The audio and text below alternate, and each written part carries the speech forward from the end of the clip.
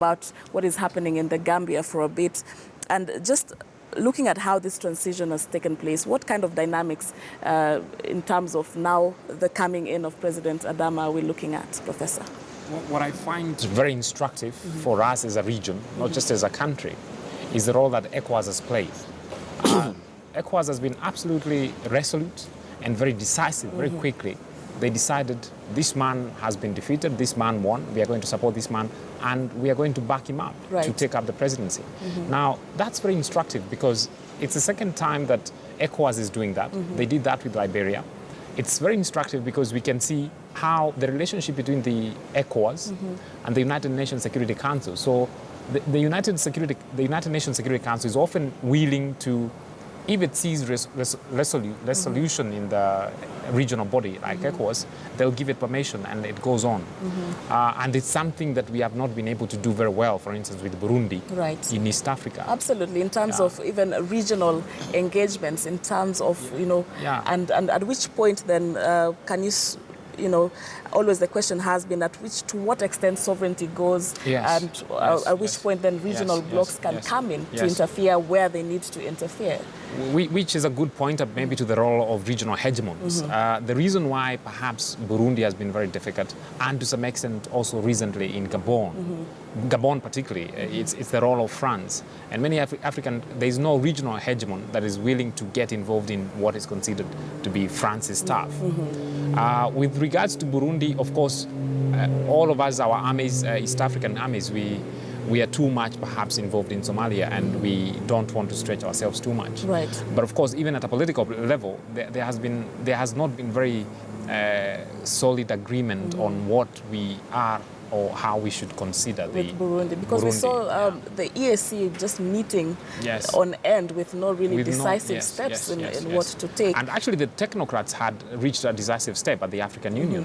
The disagreement comes at the very top level because the militaries don't want, you see, we've got a regional military standby force, which also includes Burundi, and therefore perhaps that's a problem because they don't want to fight each other when they go there. But the case of Gambia is very good, and I'm hoping that there won't be bloodshed.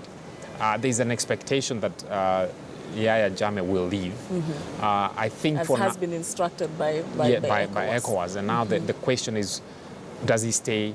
If he leaves, what country does he go to? So I think the negotiation that the Mauritanian president is doing now is sort of, can he be allowed to stay, under what conditions? If the current government doesn't want to allow him to stay, then what country does he go to? All right, and just going back to the conversation we were having earlier about President Barack Obama's foreign policy with regard to U.S.-African relations, and we just left it at your input on the same. Speaking about best practices, were there any best practices that were transferred from the Clinton administration on this particular front? Well, of course, Obama has been keen on American-African relations. You recall that when he was elected president, setting foot on the African continent, he went to Ghana. And he spoke well on issues of good governance, democracy, issues that actually he has been in support of. Of course, some pundits have disagreed with him when he first came to Kenya and chastised the opposition for wishing for the failure of the incumbent president. And he said that wishing for the failure of your president is like, wishing for the failure of your own country. And such issues, of course, have put into perspective what his keenness on American-African relations is. But of course, we know very well that America has been very keen on good governance. When it comes to issues of AGOA, we know very well that he has further demonstrated his interest on such ties by the extension of the AGOA. And that is commendable. The only fear then or worry is that to what extent are we going to see the strengthening of the American-African ties with his successor? Look at, for example, how he carried on swiftly with even those kind of platforms or frameworks that he found in place, whether it is a PEPFAR. We see that actually it was a way of America supporting, health in Africa, especially with the AIDS pandemic. And that has been commendable.